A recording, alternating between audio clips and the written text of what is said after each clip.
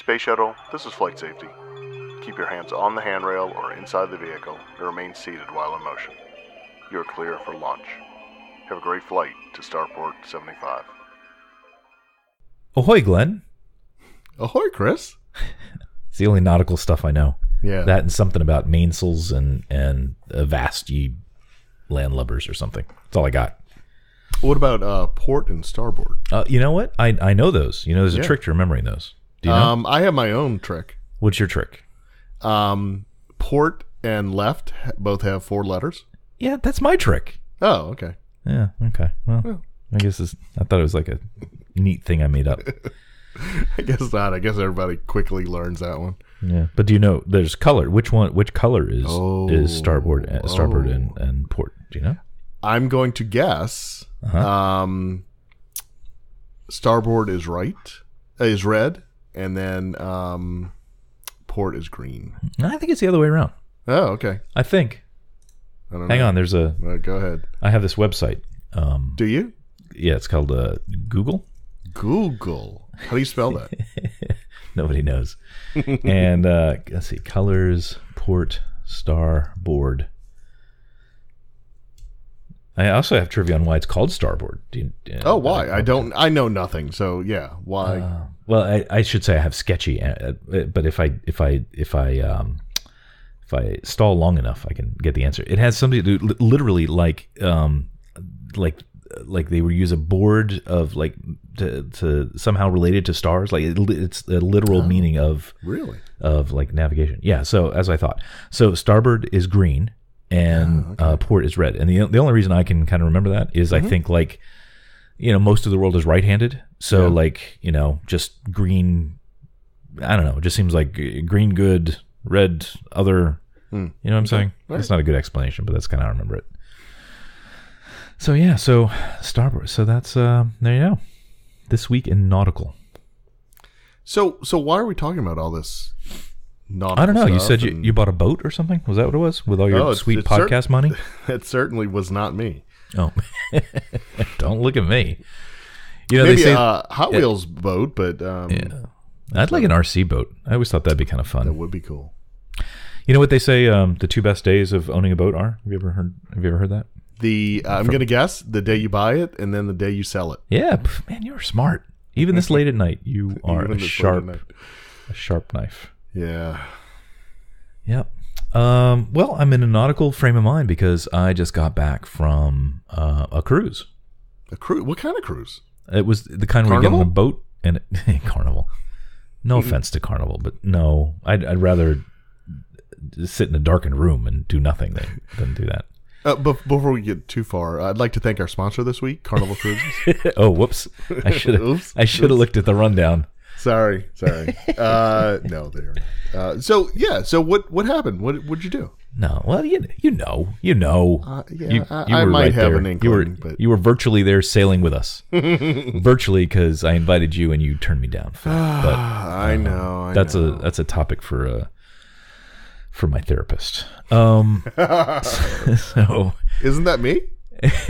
Oh no. It's like you have different levels of like you have like specialist doctors. Like I've got, and that's you're sort of my general physician, my mental general physician, and then I have specialists that I go to. That's good. You like that?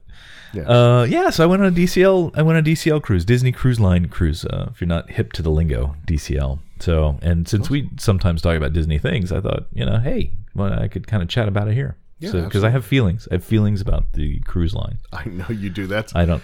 If I know nothing else about you, I do know that you have feelings. Oh, I'm sure there's plenty more you know that you shouldn't. But yes. So which ship were you on? We were on the Fantasy. So there's 4 ships, right? Okay. And I know you know a lot of this, but our audience may not. So there's 4 ships. Mm-hmm. Started off with the Magic. Yep. Right. Yep. And then the Wonder, and this is back in like the 90s, right? Like 97. Yeah, 90. I think 98 was the first sailing, right? Yeah, debut, and then 99 was Wonder. Yeah. Oh, look at you. Did your research? And then you have and then later. Gosh, has it been 10 years? I didn't look at I should have looked up the dates. Know. I think it's been roughly 10 years that the 2 new ships came out, which are significantly larger. I think they're like 40% larger or something than the original ones.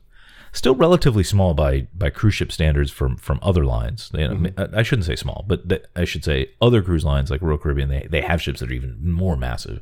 Yeah. But a larger ship doesn't necessarily mean a better vacation for a long explanation I can go into. But anyway, so those are the 4 ships they have. Yeah. We were on the Fantasy, and this is the one that sails out of Port Canaveral. Okay. And it does a week-long cruise, usually alternating between an Eastern Caribbean, which goes down to like St. Thomas, down kind of that area, or a Western, which does more kind of routes around Cuba, goes over Cuba to Mexico, usually Cozumel, maybe another stop there, and then like Grand Cayman, then on through, and then kind of makes a big loop and then comes back. So that's the one we did. We did the Western one, which I've been on this a few times. I don't know if you know this, but I've heard that as well. Yeah. Yeah. So and the irony, Glenn, is that I used to be such an anti-cruise person. Like I like if somebody said to me, "Hey, you want to go on a cruise vacation?" I'm like, "Are you out of your mind?" The last thing I wanted is like told when I got to be somewhere or whatever. Right. But over the years we became such cruise converts, especially with Disney cruises, that now it's a very enjoyable trip for us. So this was to celebrate a kind of special occasion. So we went and we splurged on the week-long trip, me and my crew, my wife and the kids, and it was a good time. So it was a good time overall. It was. Do you know, Ed, actually a little background. Did I ever tell you like how I became a cruise convert? Did I ever tell you how that happened?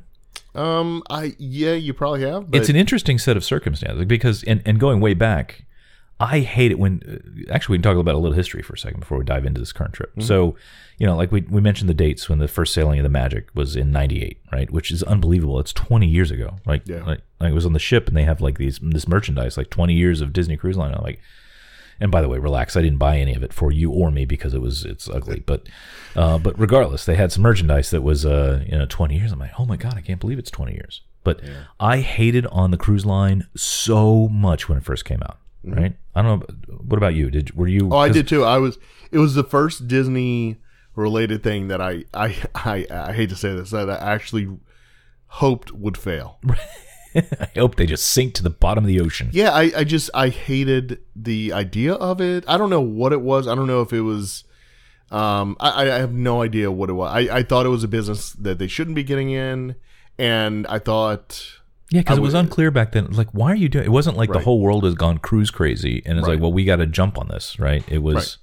It seemed like it came out of, and I still don't even know the background. Maybe you do, but I don't know what led them to say, "Hey, we need a cruise line." Like, I don't know why they. I really don't know what led up to that. Well, they had way back when they had an agreement with the Big Red Boat. I don't even know if they're still around anymore. No, but so they had an agreement with them, and I think it was a successful arrangement. And they realized, hey, we could probably do this. And Michael Eisner was actually, he was the big pusher behind the cruise line. I see. So that's what precipitated it, was that their cozy relationship was ending, so that they got the idea to say, hey, well, why don't we do this? Yeah. Is pretty much it? Pretty much, yeah. I don't know if actually, I should have done more research before this show here. Do you know, is there a book that goes over the history of like the cruise line, like kind of a behind the scenes, like how it came to be and stuff? Yes, and I believe I have it. Oh, do you? I should have read that. I could have read it on my trip. But the thing is, I think you got it for me on one of your earlier cruises. Is it the one that's just like maybe I just haven't looked at it recently, but I can't remember it.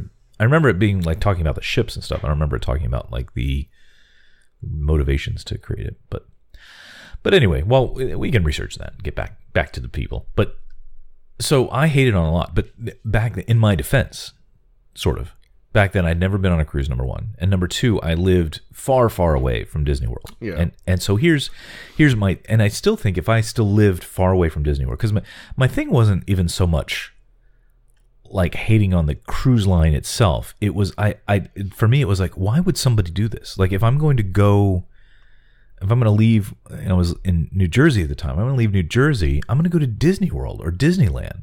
Why would I waste time of my vacation going on a cruise, that has a Disney name when I could just be spending time in the parks? Because especially back then when the first ships came out, the sailings weren't like it was almost like what am I trying to say? A side trip for the parks. It wasn't really billed as sort of a standalone trip. They were 4-day and 3-day sailings that, I don't know if they were the only way you could do it, probably not. But the kind of marketing was, come on down to Florida, spend 3 days at the park, and then spend 3 days on the boat. Right? Is that kind of your take on it? Yeah. Sounds like you're doing research over there. So, yeah, so back then that was kind of my take. It's like, why would somebody just spend all this time in there? But, so through a weird set of circumstances, we became Disney cruise fans because, here are the two reasons. In 2003, my wife and I are like, we really want to go somewhere. But, and it seems silly now in retrospect. Now, it was only 2 years after 9/11 happened, and that year, one of our many wars broke out that year, and there was a lot going on, and I don't think it's a secret for me to say my wife's kind of afraid to fly anyway. So I'm like, well, what can we do that doesn't involve flying somewhere? We just didn't want that stress, right? Mm-hmm. Also, that same year, I quit smoking. I don't know if you know this, but I used to smoke. Mm-hmm. I hate to admit it now, but I did. Mm-hmm. And there was a commercial or something going on. Somehow it was in my head that somebody said, somebody made the equation that if I stop smoking, the money I save in that whole year, I could pay for a cruise. I think that it was literally like a commercial for like one of those nicotine patches or something. Yeah. Right? So that's how it got in my head. I'm like, I put those two things together. I'm like, well, we don't want to fly, and I quit smoking, so I have money for a cruise. Let's go try this Disney cruise thing. So we did the 4-night on the Wonder back in 2003. 3? Okay. I think so. 3.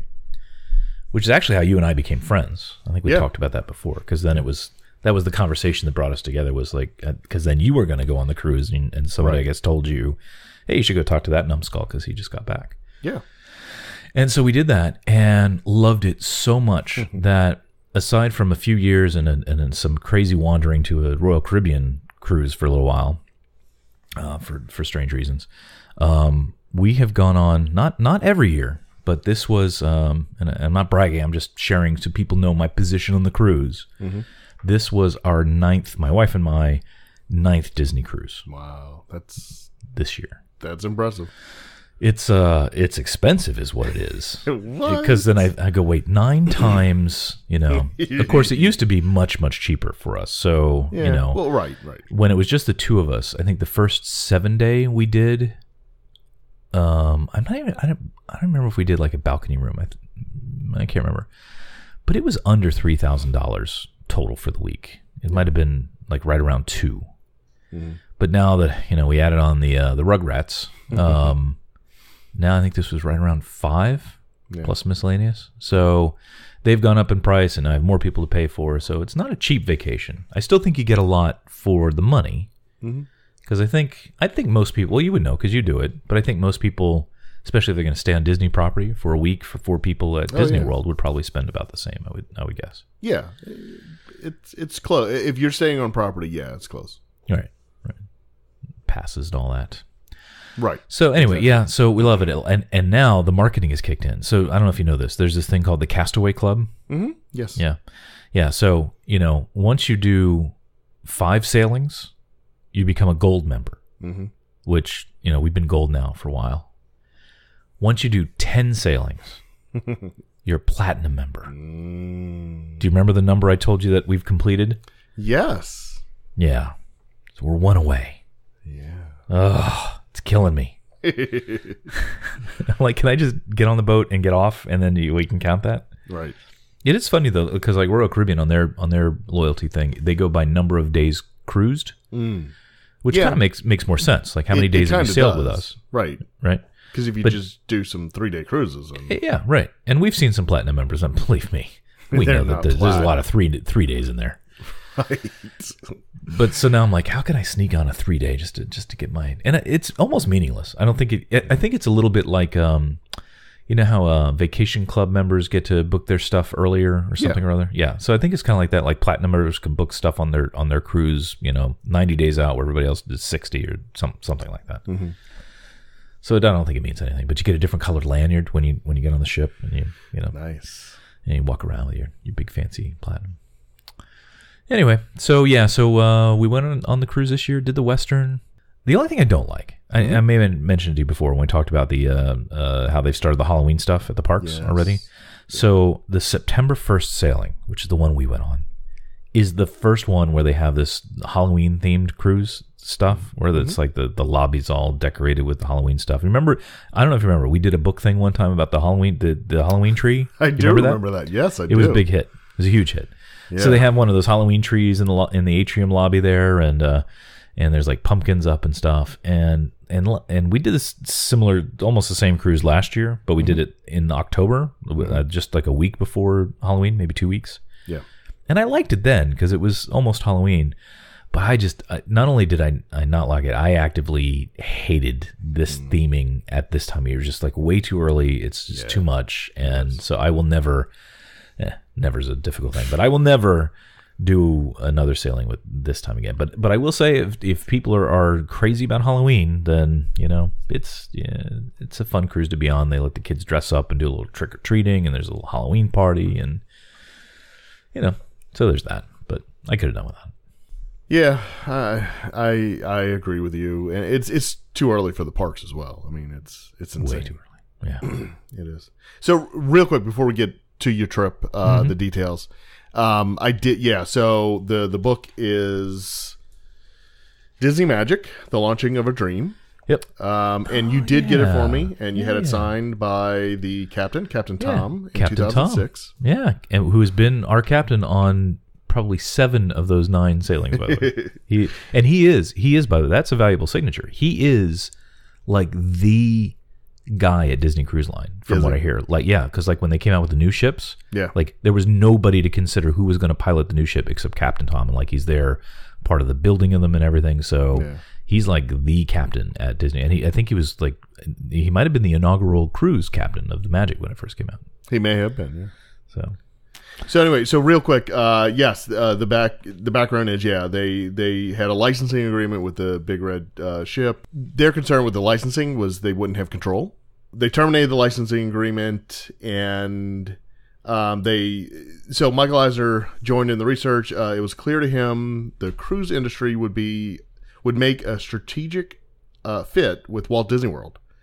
Situated just an hour away. So yeah, that was the original thinking. So Michael Eisner was he was the driving force behind it, as well, all the way through the look of the ship and everything. Well, tremendous decision, and it must have been really exciting times to work on, setting the design and the ideas behind Disney Cruise Line, because a lot of what they did was very revolutionary at the time. Yeah. 2 of the biggest ones, they sound kind of silly, and one of them I'm not sure I agree with. I've never really liked, but can I talk about those? I don't know if I had an agenda here, but we'll just kind of flow through this. So one of the first things that was that's kind of a trademark of the Disney Cruise Lines is the split bathrooms, right? So you've been on. So prior to this, when you went on a cruise ship, everything's kind of small, right, relative to like staying in a hotel, because you're on a boat, and so, you'd have a bathroom. It's probably a pretty small bathroom. And so for a family, because remember, this is Disney, they were gearing this around families. So for a family to have that one bathroom, excuse me, I'm fighting a cold here. To have that one bathroom was, kind of a challenge. Everyone was kind of like bumping in, trying to work around, and, somebody's got to blow dry their hair and somebody else wants to brush their teeth, and, it's kind of a mess. So what they did was they instituted split bathrooms where every stateroom on the ship had a separate room for the,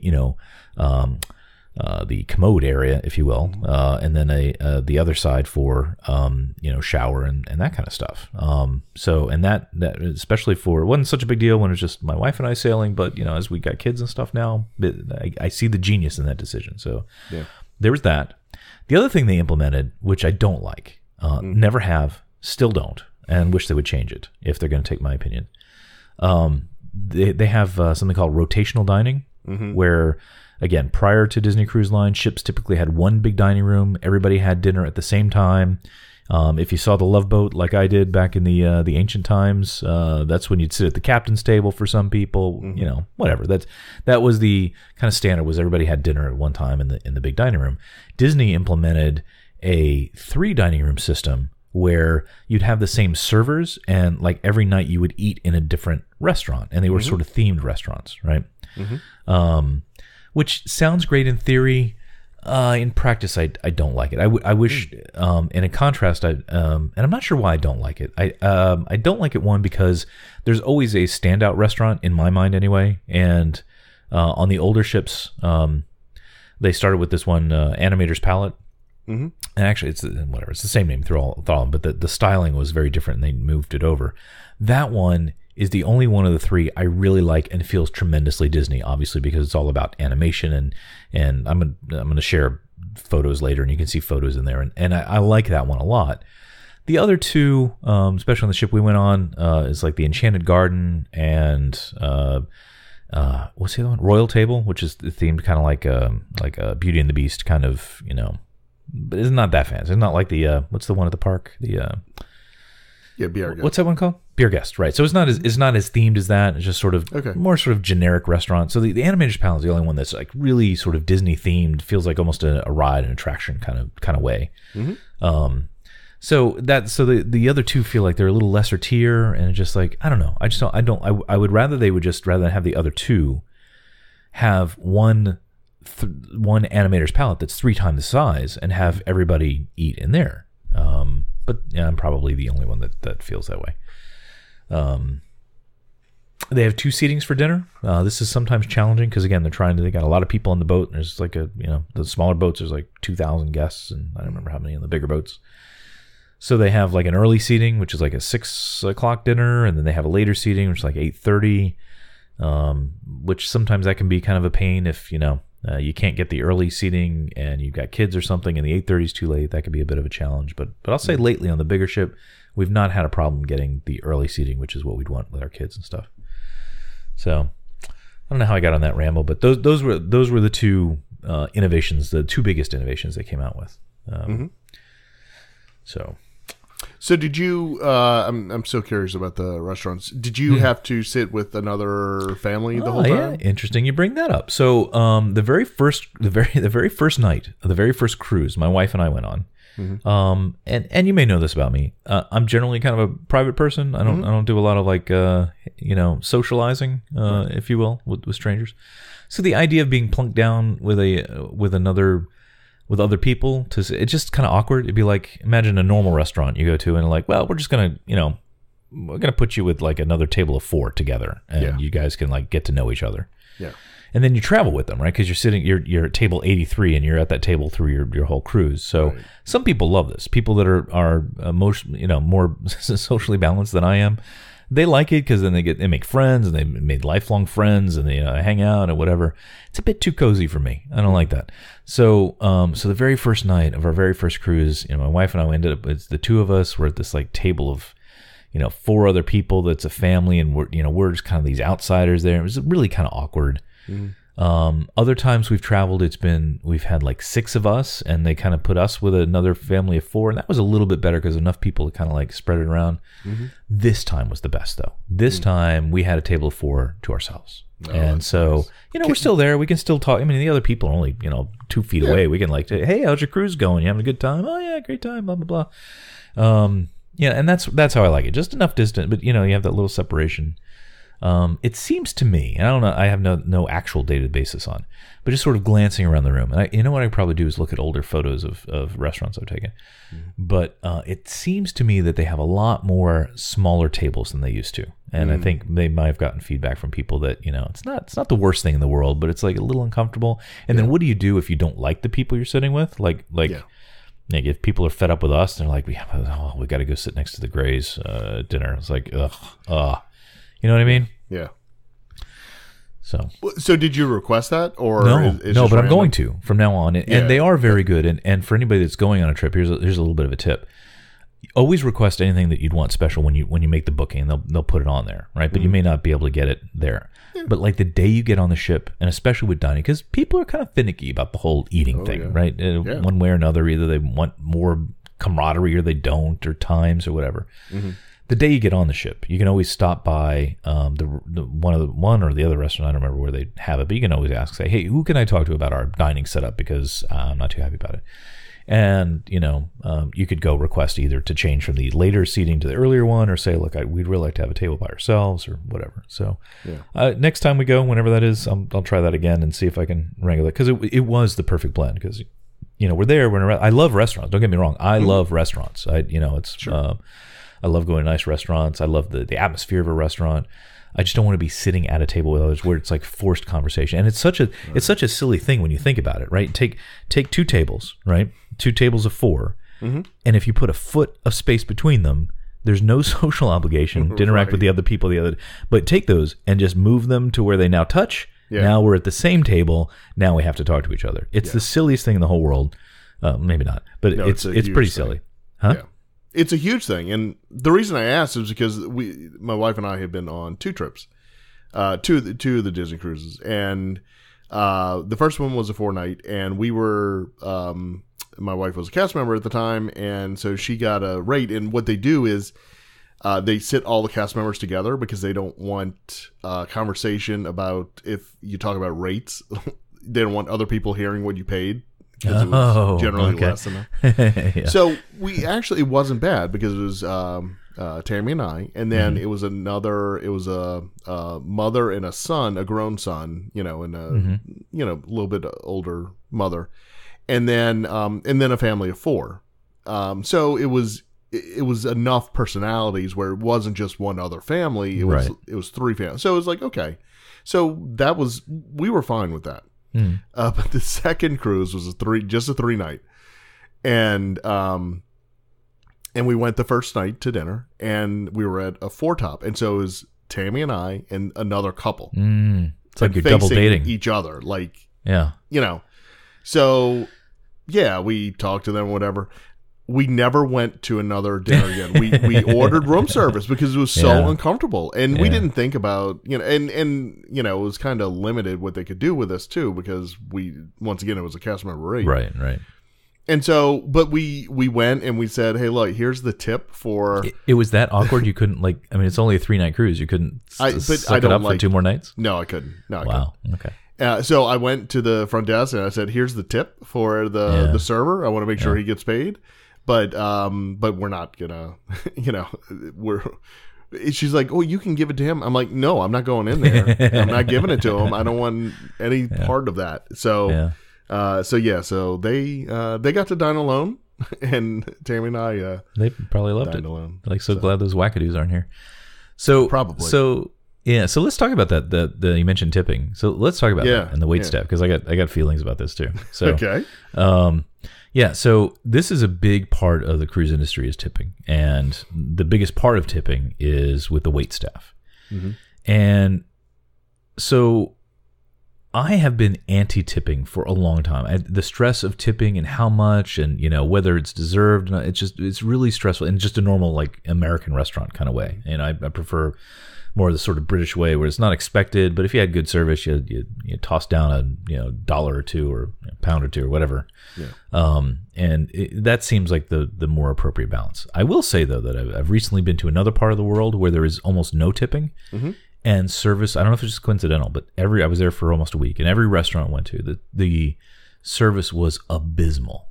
And so we talked to locals that we were there, and they're like, well, yeah, there's really no incentive for them to do a good job because they're going to get their salary and that's it. So I'm like, well, man, maybe there is something to this tipping thing. But in the cruise industry, I think it is just way too, because it is the majority of the way that it's the majority of the salary for those people that work in the restaurants is through tipping. Yeah. So it creates and for some people it'd be fine. It's what I prefer in a wait staff is I don't want them to become part of my experience so much. I like, that we always say the best waiter we ever had, and I think it was at someplace stupid like a Carrabba's or something. This guy, and I couldn't even tell you exactly why it was so great, but this guy was like, he never talked to us. It was never like, made a big show of being our server or whatever, but he was like there anytime we needed something, boom. It's like he had a sixth sense of what we needed before we knew we needed it. And just like, he was always right a little ways away and just available if we needed him. To me, that is the perfect wait staff. But because it's it's a cruise, it's people's vacations, and because they are trying to get the biggest tips they can, servers on cruise ships, and there's multiples, right? There's the head waiter, there's your waiter, then there's like the beverage waiter. I don't know what the right name is. So there's like three waiters, and they're the same ones at every meal every night because they follow you around from restaurant to restaurant. Right. So they make a big deal out of, and to me it's very stilted and very showy and not necessary to me. Just give me good service, and you do, and you're friendly, and you don't smell. I'm gonna tip you. So it's a bit over the top for me. But I will say they have the best.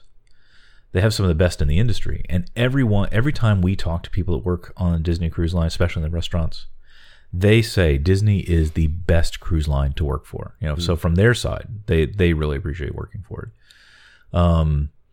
So and I feel bad about it now, but a couple of times we didn't really tip the waitstaff because we didn't go to the restaurants, which to me made sense at the time, because I'm like, well, we're not going to the restaurants because, going back to the conversation about sitting with other families and stuff, a lot of our cruises, we called ourselves the anti-cruisers. So we would just do room service or do some of the basically sort of quick service food outlets they have. And so we didn't go to main dining. And so I'm like, well, I'm not going to tip. I didn't go. Turns out though, and I didn't notice at the time, and I feel bad about it now, that wait staff also works like the cafeteria at lunchtime and other food areas where they're not getting direct tips for or paid for. It's just they're getting paid for the tips they make from the dinner service to kind of cover their working at these other shifts and stuff. So I feel bad about that now. So now whether we go or don't, I always tip because they're getting somewhere we've used their service, whether it's one of the bars or quick service food or whatever. Yeah.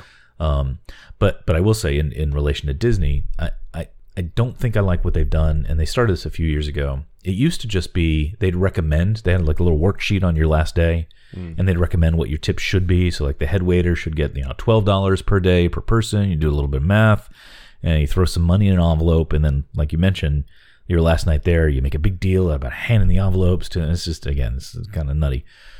But what Disney does now is they automatically bill your stateroom for that standard tip amount.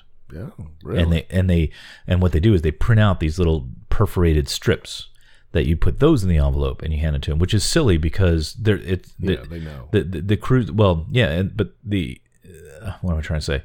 The servers are going to get that tip whether you hand them that piece of paper or not. It's just right. They're just crediting their account from your account, and so it's a bit showy and a bit kind of silly. Now you can always go and you can go down to the desk and you can have them change the tip amount if you really didn't like the service, and you can lower it or you can raise it or whatever. I don't like that they automatically do that, and they don't even ask you, would you like us to do this? As far as I know, there's nothing I signed that said sure, go ahead and do that. Right. I mean, I'm sure it does say in there, but it's not obvious to say yes, I want my tips pre-done or I don't.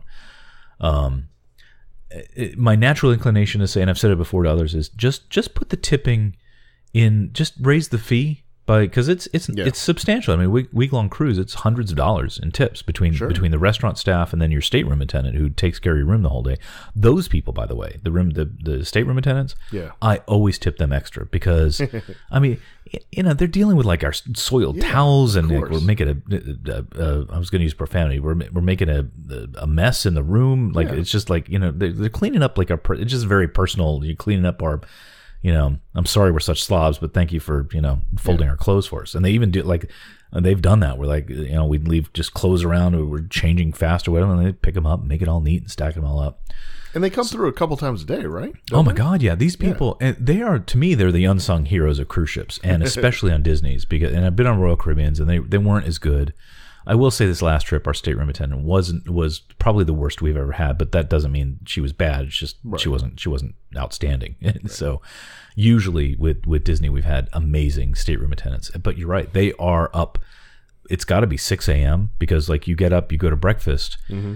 They come in while you're at breakfast or wherever you're going to go. They get your room all ready for the day, right? Mm-hmm.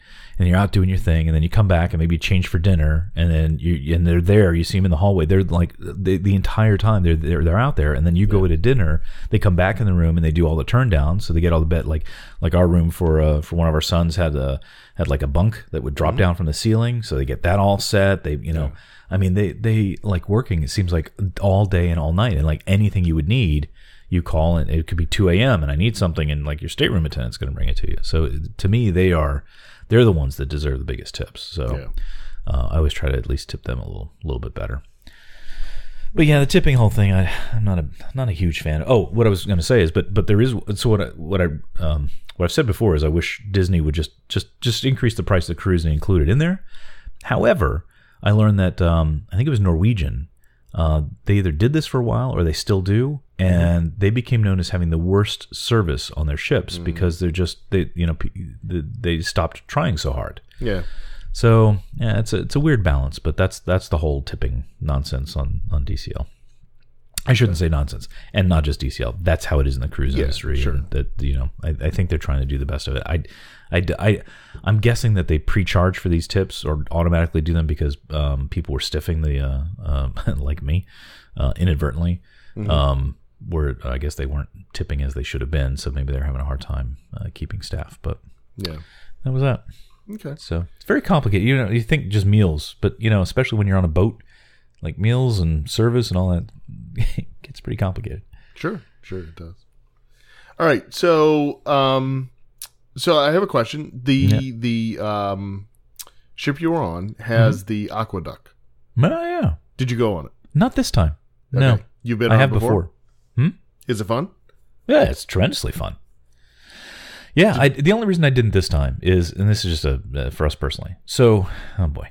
So last cruise we went on, there's two kind of slides. There's a Mickey slide, which is like the kid slide, and it's not tremendously.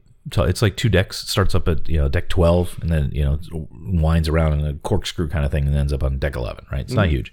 So last year, I said to my older son, I said, "Hey, you want to go do this?" And we walked to the top of it, and he had a complete meltdown. I may have mentioned this on the show before, because he was scared to go down it. But I said, "It's okay, you don't have to. Let's, we'll just go walk back down." But he didn't want to not do it. And so it was this big drama. So much so that, and little kids surprise you. A year later, he said out of the blue, he's like, "I'm going to do the Mickey slide this time." It's like it stuck in his head for that whole year that he didn't do it. Yeah. So this year, first day we get out there, boom, he goes up there, does the slide, and then he's talking about maybe I should do the aqueduct, and he's like, you could tell he was like really struggling, but it's still pretty scary. So for everybody who doesn't know, the aqueduct is like a tube, like a big water slide, but it's transparent for most of it, and it literally goes outside the boundary of the ship. So you're like, if you look down while you're going, you see the water underneath. And then kind of circles around halfway through a ship and then comes back around again. And it is fun, but it is a little bit fast and a little bit high. So he was a little stressed out about it. So what I ended up telling him was like, don't worry about it. We'll go on another one at some point. You do it then. So I didn't want to go. I mean, I could have. It wouldn't have been a big deal, but I didn't want to go on it and make him feel bad that he didn't do it. So this time around, I passed on it for that reason. But it's great fun. I wouldn't do it. I think every cruise I may have done it once or twice. It's not something I would keep going and going to. I'm sure to a 12-year-old, they would just keep going in a circle and have the best fun with it. But yeah, it's fun. What do you know about it? Do you know? I know I would love to ride it. Would you? Because you're afraid of heights, so I didn't know if. I know.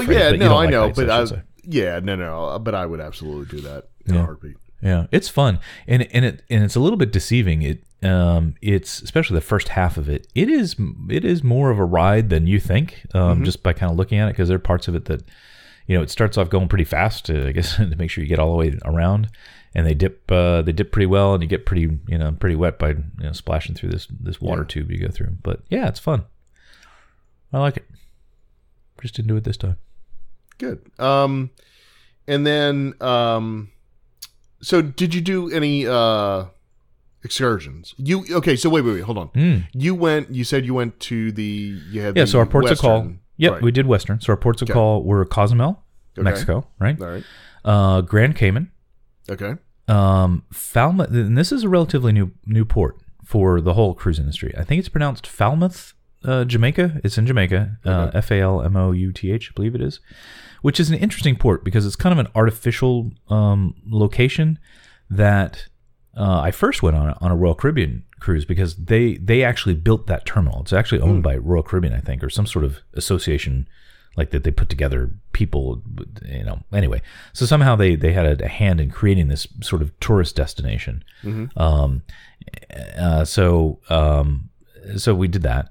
But Disney starts to go there too now, so it's kind of nice for it's pretty artificial. It's basically a mall, like they drop you off in a mall. Yeah. So we did that, and then the last one, always the best. Oh, and we can talk about that in a second, but always the best, Castaway Cay. That's one of the things that really makes the Disney Cruise Line. But we'll talk about that. So those were the 4 ports that we went to. Okay. For what am I trying to say? For, what do they call it? Ports of call. There you go. Ports of call. Man, too late. But so that's what we did. We've done these so many times, and generally, unless you're, because you mentioned excursions, unless you're going to go do something specific with an excursion, what we found, unless you're into buying, what you would typically see at duty-free stuff, whether it's jewelry, perfume, liquor, watches, unless you're really into shopping for that. A lot of the ladies, not to be stereotypical, but a lot of the ladies are really into the especially the sort of gem shopping that you can do. I guess they're good deals. I don't know enough about that world to know. But if you stay just at the port areas, they're all kind of the same. They're all kind of like that. They're a little bit like going to outlet malls. They have that feel to it to me. Yeah. So to be honest, most of the time, especially now that we have little ones, we just stay on the ship. Because what's great is the ship docks. Mm-hmm. Everybody gets off the ship. Right? So we had quite a few days. The one place we got off was Cozumel. I'll talk about that in a second. But for like Grand Cayman, which has its own unique difficulties because it's a tender port, which means you have to get off the boat to get on a boat to then take you in, which I don't mind. But we've got a 2-year-old and a stroller and diaper bag and blah, blah, blah. It's just like, that's not worth the hassle for that. And Jamaica, we just stayed on the ship and people get off. And then, so, you get lots more room to enjoy the amenities of the ship. Yeah. So that's what we do most of the time. And plus we have the luxury of, we've been to these places before. So, we don't feel like we're missing much. Yeah. However, Cozumel, because I will say to anybody that wants to subscribe to that, doing a week-long cruise and not getting off the boat, by the end of it, you're a little like, I should have gotten off the boat somewhere. Like, you just feel like you didn't quite do your job as a cruiser.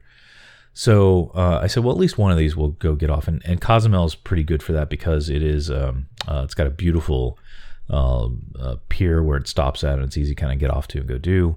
And so we did an excursion to a place called Playa Mia, which basically is, in Spanish, I guess, is my beach. And it's an artificial little mini resort, if you will. It's almost like, because I know you know Castaway Cay, it's almost like they did a version of Castaway Cay. So, and we booked this through Disney. You don't have to book your excursions through Disney, and in many cases, you get much better options and deals if you don't book it through the cruise line.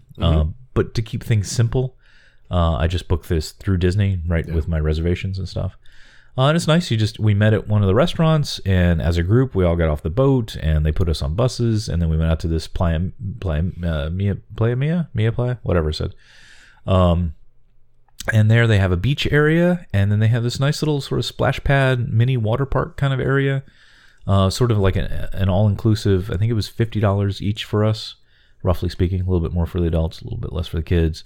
But they have a buffet there, and it's open bar, and it was just not kind of a nice, easy thing to go do. And then at the end, you get back on the buses, and they take you back to the boat, and you kind of make it easy. So that was the one excursion we did.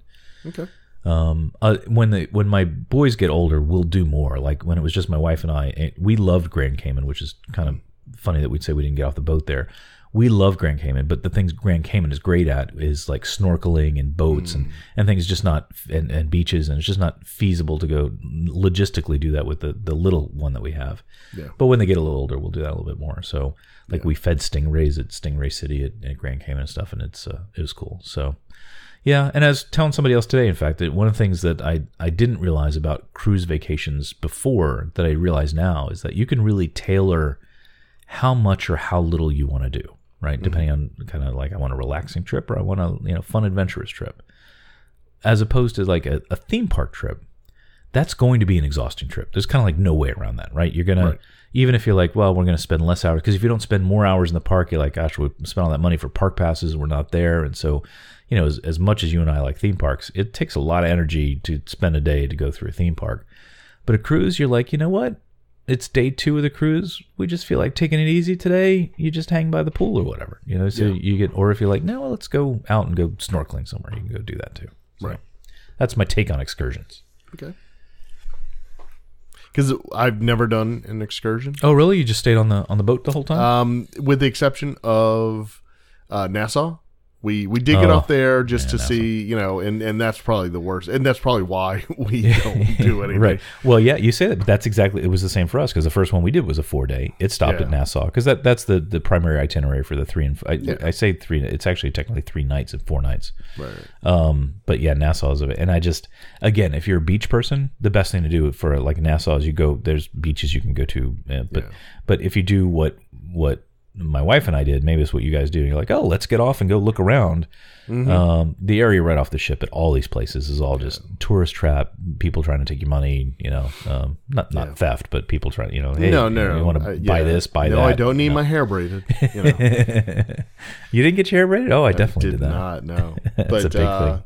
Yeah, so we just stayed on the ship and we loved it. It was the greatest thing ever. But but we've only done a 4-night and a 3-night, and so you're right. After 7 nights, you know, like for that long of a trip, we probably would want to get off the ship at some point. Yeah, I think so. So kind of strategically pick.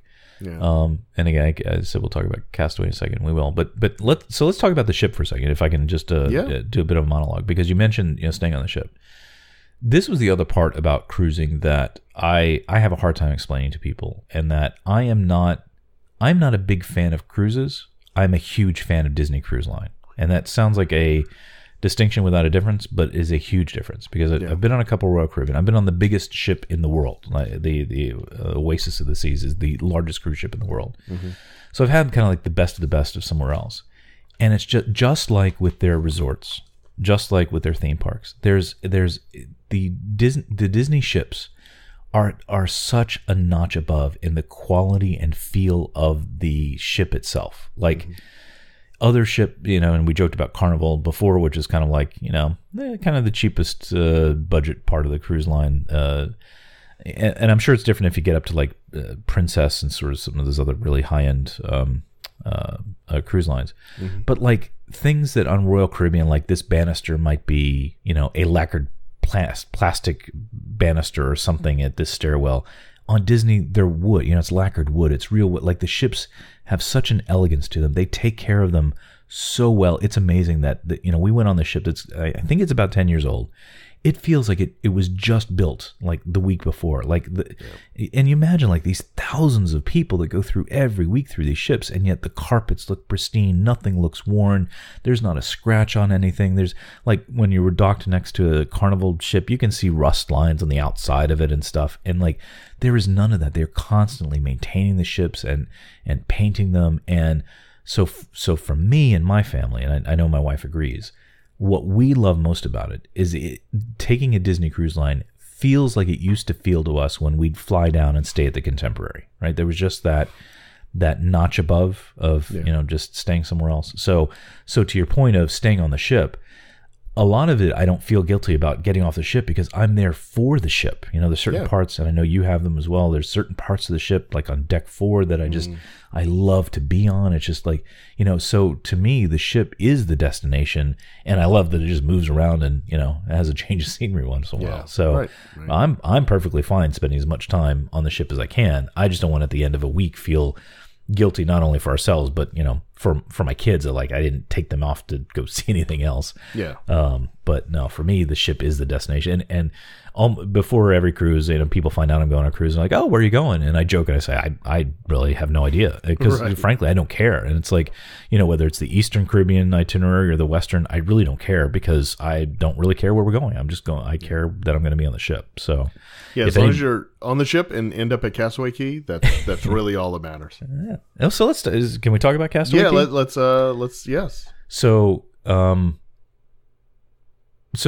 Castaway, so I'm trying to figure out where to start with this. So when Disney launched, and I'm sure it's in that book that I totally forgot that I had and gave you, Castaway Cay is a huge, I mentioned 2 other sort of innovations they had. I don't know if Castaway Cay is so much an innovation, but it's certainly a key component of the Disney Cruise Line strategy. See what I did there? So see that? Yeah. So back when they launched the cruise line, they bought an island, which still, I don't know. It like blows my mind. People can actually own an island. I don't know how that works. And like how you just sail around looking for sale signs. I don't know how you find an island for sale. But anyway, so they bought an island, right?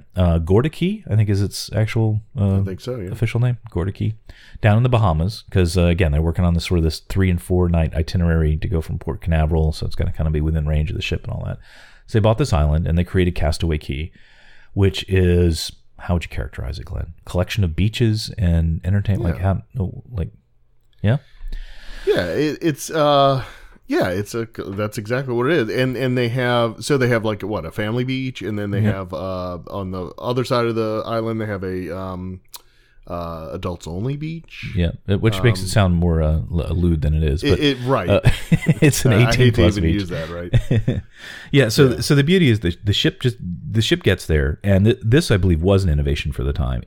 They created at great expense and great effort they dug out a deep enough channel for the ship to actually dock at the island, where for other cruise lines, you'd have to get in smaller boats and the boat would take you to the island or whatever. This, boom, you're right there. You get off the ship, you walk off, and it feels very Disney theme park, right? There's a tram even that picks you up from the ship.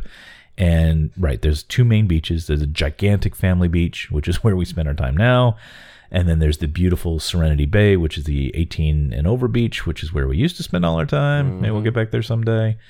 They have other things on the island, though, like they have these private cabanas you can rent. You can get cabanas with like beachside. Yeah, there we go. Cabanas again. You'd like these, though. No, I know. That's the appropriate use for cabanas, Chris. Okay, noted. And you could get like a beachside massage there, and they have, of course, a bunch of bars and stuff for all of your island drinking. They have great music that kind of plays through the whole thing. It just has that nice sort of Caribbean, easygoing vibe to it. Of course, they have a couple of shops there. You can buy some stuff, and one of the main things, sounds like a dumb, silly thing, but they have this place called Cookies Barbecue, and so every day that you're there, which is usually only just one. I'll talk about that in a second, but it's usually like the last day of the cruise is Castaway Day.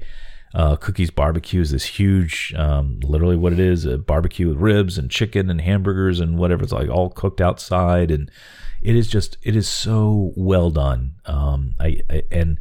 But for comparison, many years I had nothing else to compare it to.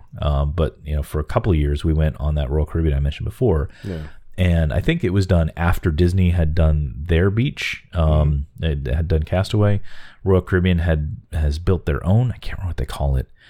But boy, do you see, and compared to that one that I mentioned I went to in Cozumel, man, do you see the difference? I mean, like the Royal Caribbean one we went to, it's like right near the beach. The trash area was a little too close to the beach, so you're at the beach and you're smelling sort of the trash and stuff. Ugh.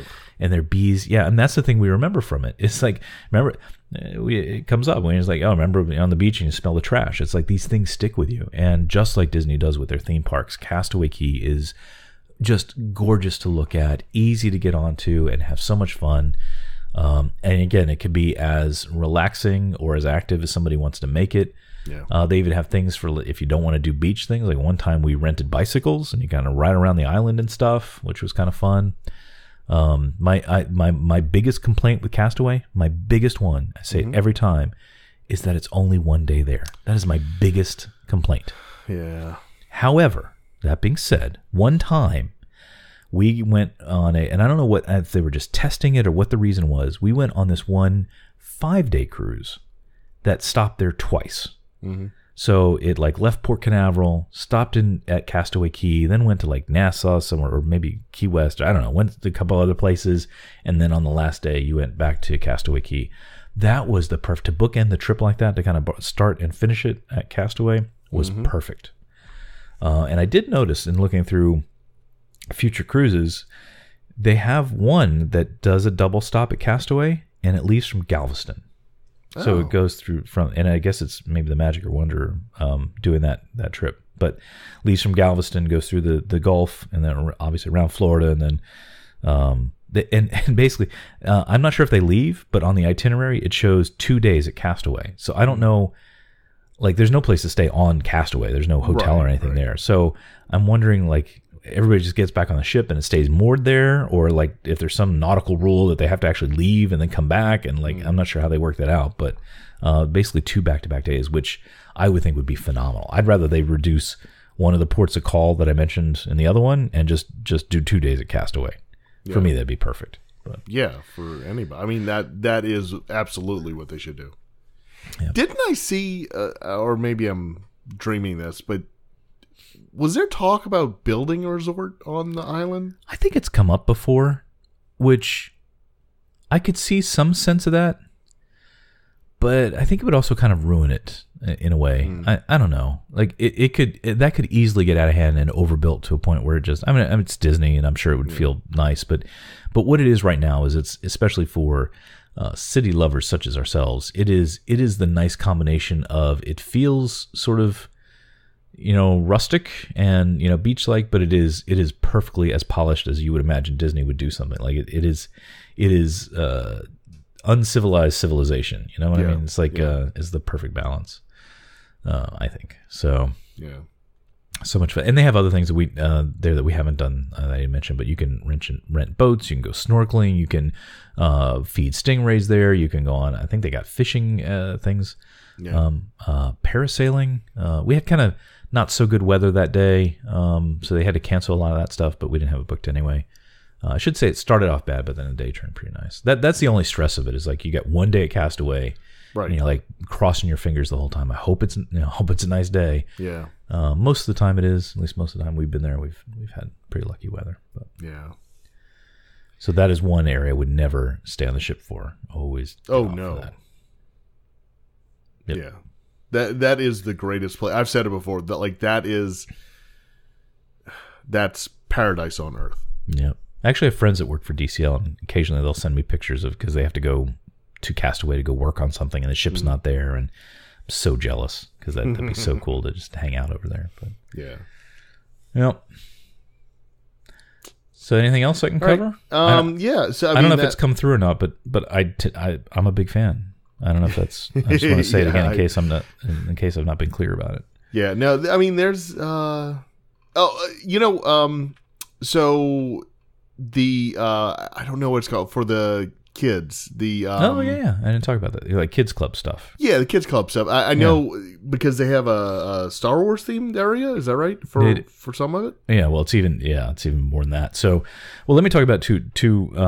So this may be another one of the innovations they did with the cruise line. I'm not sure what existed in the cruise world before this, but Disney, because they are Disney and they were gearing this towards families, they've always had kids clubs on the ship. And because the whole idea of the kind of way they've structured the trip is that you have time to have family time, so like dinners and stuff, and time by the pool, but then also opportunities that kids can go do something kids like to do, and the adults can just hang out in the 18 plus areas where it tends to be quieter and more relaxed, so that in one trip, and again, little counter to a typical theme park trip, where it's kind of go and you're all kind of doing the same thing. This, you've got a little separate time, a little together time, kind of that that cycle back and forth every day. So on the ship they have, I'll start with the youngsters. They have, for the kids under 3 and who aren't potty trained yet, they have the nursery.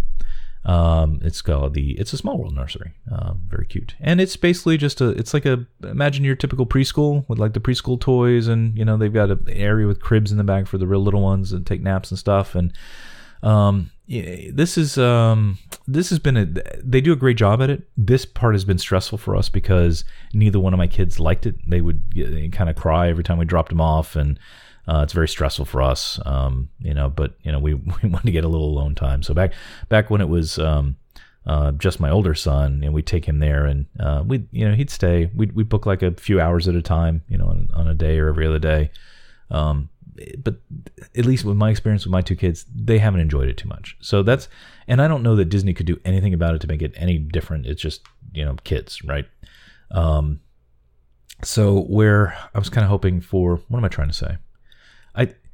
As I told my wife on this last trip, it seems like when they met to design the Disney Cruise Line, they said, okay, what age of kids should we target for this? And they're like, right in the middle of the target, they're like 7 and 8 years old. It's like everything, it seems anyway. And I haven't done, our kids aren't old enough to kind of do the older sort of tween and teen areas, but it seems like at least at that's sort of the golden age for Disney Cruise Line.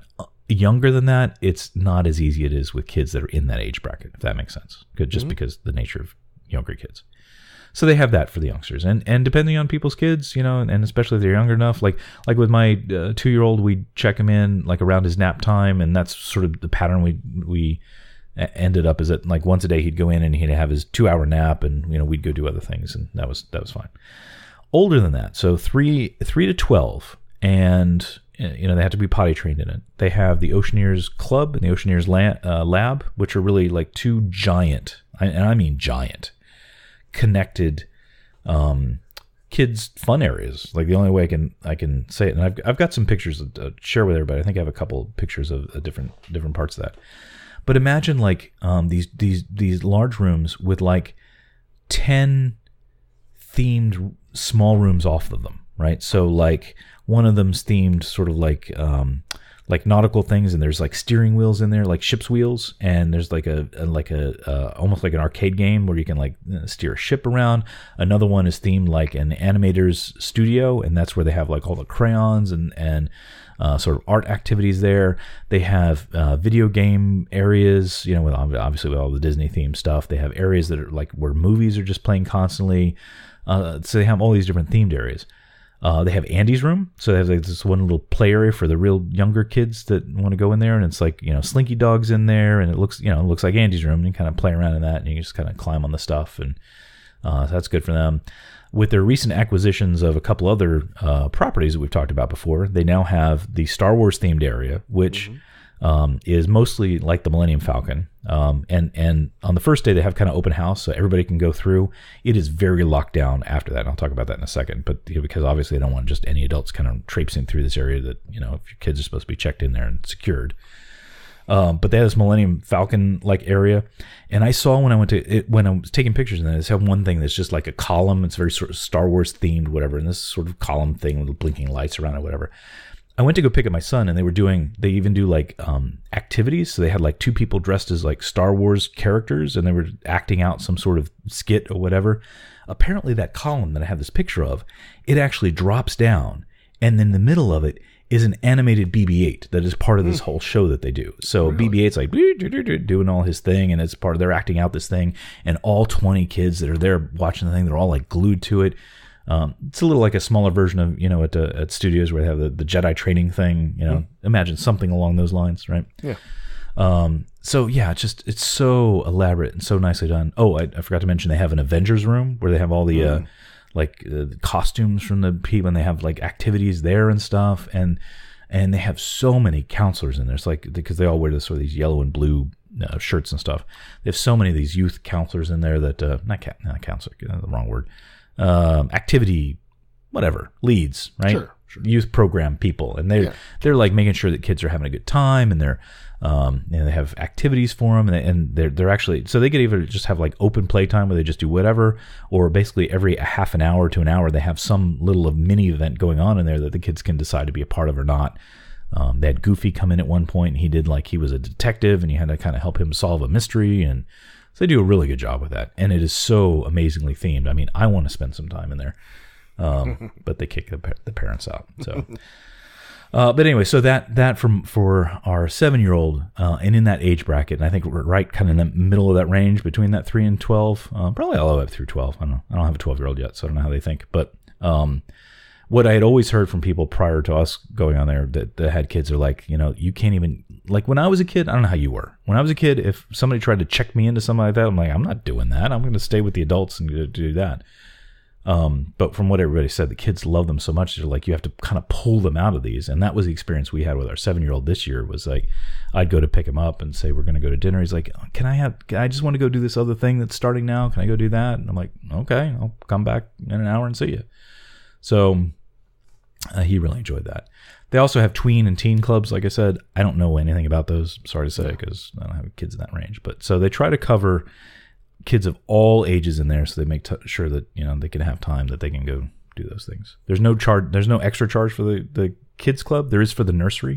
You have to pay. I think it was $6 an hour, if I remember right. It's not expensive, but it's it's a nominal charge. Yeah. But the kids clubs themselves, there's no extra charge for that. They can use them as many hours as they want.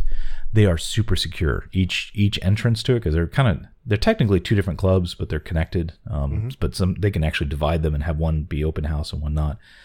But what you do when you get on the ship, your kid gets a wristband, just like at the park, or very similar to it anyway.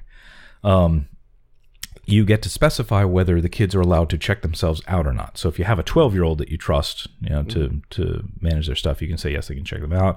But in the case of my 7-year-old, I said no. Either my wife or I has to come get them. You give them a secret password so that and they try to make it as secure as possible. That somebody else couldn't check out your kids other than you. So you check them in. There's these like little glass gates. They're sort of waist high that kind of open up. They let them in. They can track them exactly where they are in that space. So when you go to pick them up, you say, I'm here to pick up my son. They scan your badge. They see your picture. You say the secret word, and they say, oh, yeah, your son's over in the Star Wars area. And you just go in there and you go pick him up, and then you can check them out at that point. So in summary, a lot of fun, highly themed. I mean, they when they first started, I don't think they were quite as themed as they are now, but when they came out with the new ships and then they dry docked the other ones for a while, they really amped up the theming of those and used their Star Wars and Marvel assets and stuff in Pixar to really make those a unique place. So I'm very secure. So that's cool. Those are great. So the whole point of it all is just to have a balanced trip, so that because you love your family and you go on a family vacation, you want to spend time with your family. Yeah, but it's probably a case where everybody could use, especially when you're on a boat and things are a little tight quarters. Yeah. You could probably use a case where we love each other, but we probably need a little separate time for a little while. So it's a great balance, and you can kind of figure out like how much of that or how little of that you do. So that's why all these things together is why I think it is, to me, it is now the perfect Disney. Now we have the luxury of that, we live close to the Magic Kingdom and Disney World, so we can do theme parks anytime. So I don't know whether my equation would be different if I was still somewhere farther away, and maybe you can share your opinion on it. But for us, it is now our Disney vacation to kind of immerse ourselves in that. Yeah. I mean, I have to worry about travel to the area to get on the boat. If we have to stay over a night, have to get hotel in Cape Canaveral. I mean, there's a lot of stuff we have to think about for a cruise, which it's very similar to a trip to Disney World. So it's like if we're going to make the trip, we really need to weigh this out and see. And you and I were talking the other night, and my kids right now are Disney theme parked out, and so we don't have anything scheduled yet for the future. We were talking about Universal, but I don't know. But my kids would love to go on a trip, the cruise line. They every time they see a commercial, or my sister goes and with her family, and they come back and they talk to them about it. My kids definitely do want to go on a ship at some point. So we'll look at that and see. But yeah, for you, it's a lot easier because you don't. You can just I don't have to fly. If I had to pay for airfare to come do it, I don't know if I would. I don't know if I would do it. Yeah. To be honest, I do. We do have it. Counter that though, we do have it kind of on our future travel bucket list that we'd like to do. They're also I almost said Australian. They're Alaskan cruise. Because it seems like a cruise is a good way to see Alaska that way. And so that one I would fly out to go do. But I don't know. I really don't know. I mean, as much as I love it, and it may be that if I moved away, I would say nope, I still love it and it's worth the trip. I think it is. I mean, like you said, you and I talked the other night. I'd recommend it. You guys have done the theme park so much. It's a great way to see another side of Disney. Yeah, without being traders and going over to Universal. Oh, God. So, have I gushed enough? Is there anything else I didn't cover? No. The last thing I just wanted to mention was you took some mighty fine photos. Oh, thank you. And it's not that, but the reason I'm bringing it up is I think you created an album that we're gonna share on our show notes. Yeah, and I'll try to make it short and memorable so that even if somebody's just listening, they can maybe remember it. So I used that Bitly service that shortened thing. So bit.ly/starportdcl, all one word, starport as in Disney Cruise Line, Starport DCL. So yeah, there's a few shots there. If anybody's either they just love the cruise line and want to see more pictures of it, or they're not that familiar with it and want to have kind of a rundown, there's a lot that's covered there. I pulled out all of the sort of family snapshotty kid stuff, so people don't have to wade through that. But yeah, you can go check that out and feel free to leave comments. Check it out. Yeah. And if you have questions about how any of the photos were taken or anything, either comment on it or send us a tweet or whatever. Contact us and maybe we can talk about that at some point. Cool. Well, I appreciate this hour to gush on about DCL. I really do. Yeah. If anybody's ever thought about it but not sure if they'd like a cruise or whatever, totally worth trying. Actually, I was going to ask you, what do you, because you've done a 3-day and a 4-day. Yeah. I've done the 4-day and the 7-day. So those are the only two lengths I can talk about. The 7, I'll be honest, even though it's so nice to have, and I came back and it's so nice to have that 7-day immersion into it, I actually feel a 7 days a little too long by like a day or two. I think, like I mentioned, we did a 5, and I keep saying days, but it's technically by nights. So it's actually 1 day shorter than the night count. So it's a 7-day, 7-night cruise, really like a 6-day cruise. Yeah. But I felt like a 5-night cruise, that one, especially the one I mentioned that did Castaway twice, that seemed like the nice blend in between. 7 seems like such a long commitment. My feeling on 3, I've never done 3, but it feels like that, like by the time you got on and got yourself kind of acclimated, you'd blink and it'd be time to get off again. What's your thought on that? Is that worth doing? That is 100% correct. That is exactly how we felt. We did the 4-night first, and then we did the 3-night after that. And the 3-night, it simply was not enough time. You really essentially have 2 days. I mean, it's not, you leave, but you have 2 full days. Right. And we went to Nassau and then to Castaway Cay, and then you're back home, and it's like, oh man, that was way too quick. Yeah.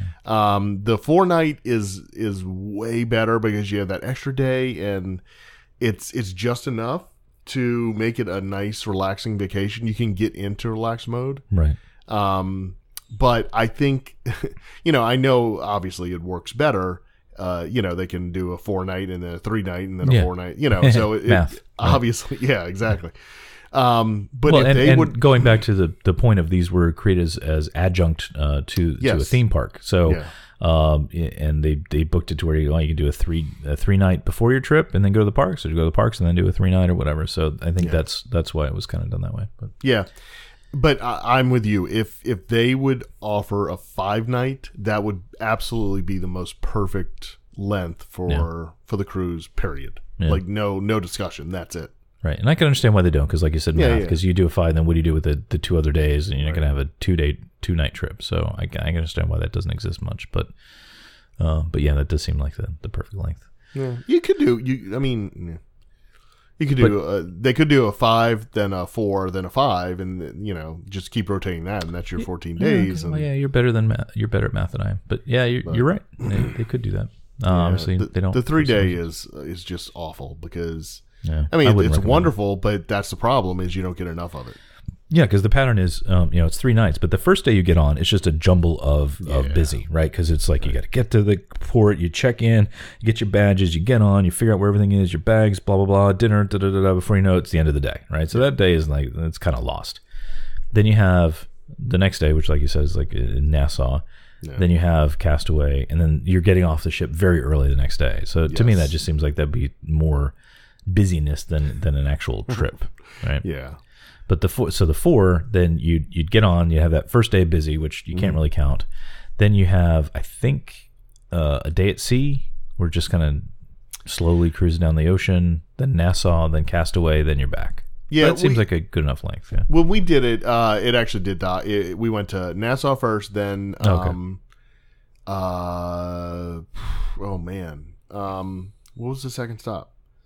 Well, there isn't one. Grand. No. There was, at the time there was. Oh, really? This was back in 2003. Grand. Because I have pictures. But anyway, Grand Bahama. Grand. Yes. Yeah. I think that is it. Grand Bahama. Okay. I have not been there. Okay. And then, but that's the problem. We looked out and it was like there was Why? it was like a cargo dock. Like, we could see like industrial stuff. No, I don't think they do that anymore. I think the 4-day is I don't remember the exact order, but it's Nassau, Day at Sea, and Castaway. Yeah. Or the 3 days. But the thing that was nice was that, just like you said, everybody got off the ship and we stayed on. And so we did have the ship to ourselves. Right. Had it been a day at sea, then everybody would have been there. So I actually preferred that.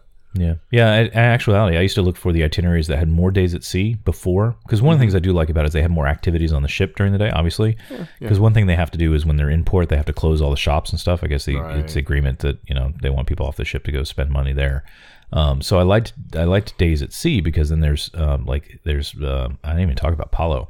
But some of the nicer restaurants, they have like a brunch. They even have like an afternoon tea, and there's like more things you can do to kind of experience that. But the problem is everybody's on the ship, so you don't get it kind of breaks. So now I think I prefer ones with more ports of call, because then people get off the ship more often and open up space a bit. Yeah. So here's the perfect, exactly what you said. The 5-day that you did with the 2 Castaway, that is the most perfect cruise that I can imagine, where you have 5 nights, and then you have 2 stops at Castaway Cay. That would be the most ideal cruise ever. Yeah. 7's nice though. Although I know. And my opinion on whether it's too long or short has to do whether I'm at the beginning of the trip or at the end of it or in the middle somewhere. That's true. But it does open up your options for travel, right? If you only on the ship for 5 days, then you could take a couple extra days to, And it took, and even more so now that I'm a dad, it took me a couple of days. Like, I had to get through all the first day and all the second day. It was only till like the 3rd day that I'm like, okay, now I feel like I'm on vacation. Now we've got a pattern, because just like at a theme park, there's you need to kind of develop a pattern of your travel that you kind of get used to. Like, when do we have breakfast and when do we go do this? All the sort of logistics of it. So it wasn't until like day 3 that I'm like, okay, now I'm on a vacation kind of thing. Yeah, so. I can believe that. Well, I may have to still do a 3-day. Just number one, so I have a couple things I have to check off. So I've been on 3 of the 4 ships. So I need to get on the Dream. The Dream is the sister ship to the Fantasy. They're practically the same ship. Yeah. But I haven't been on that one, and that's the one that does the alternating 3-night and 4-night. Okay. And I have to hit my platinum status. So I might just look for a like last minute really good deal on a 3-night just to go check it off. All right. Well, that's legit. No, it's not, but thanks for saying that. And you should come. Yes, we should come. I really did, and we talked about it while we were on this trip. If there's any way we could ever kind of swing that I think that would be fun. And again, because you can kind of have that how much together time would our families want to have. We can split up and do other things. But I don't want to spend your money for you, but I will highly recommend that you and your family should consider whatever your next vacation is. Maybe make it a DCL vacation. Yeah, we'll see. And there's a lot. If people know this, there's a ton of variability in pricing on a cruise. Where a theme park trip is almost always the same price. I mean, there is some variability in hotels, I guess, but hotels are just one part of it. But the cruise pricing, it is like a price for whichever one you compare. It could either be double or half what the regular price is, just depending on time of year and how booked up they are and stuff. So sometimes you can get some pretty decent deals. Yeah. So okay. All right. Well, thanks for recapping your cruise. I know you've been back almost a week now. I know. And I want to get this done while we're still fresh in your head. So as fresh as anything ever is. But yeah, I gotta book the next one. We're actually thinking about maybe doing like a Christmas themed one, like a year and a half from now, kind of thing. That would be nice. And just anyway. For now, I'll just keep looking at my pictures and remember good times. Yep. So, all right, buddy. Well, thanks. All right. Ahoy, hoy. I got to set off. Got to pull anchor. Got to get out of this port. All right. All right, man. Talk to you later. Bye-bye. Thank you for joining us on another episode of Starport 75. Follow Chris on Twitter and Instagram at CBGray, and Glenn on Twitter and Instagram at DizWiz. Follow the show on Twitter and Facebook at Starport 75. And Instagram at TheStarport75. For all things related to the show, including show notes and links to connect with us, visit us at starport75.com.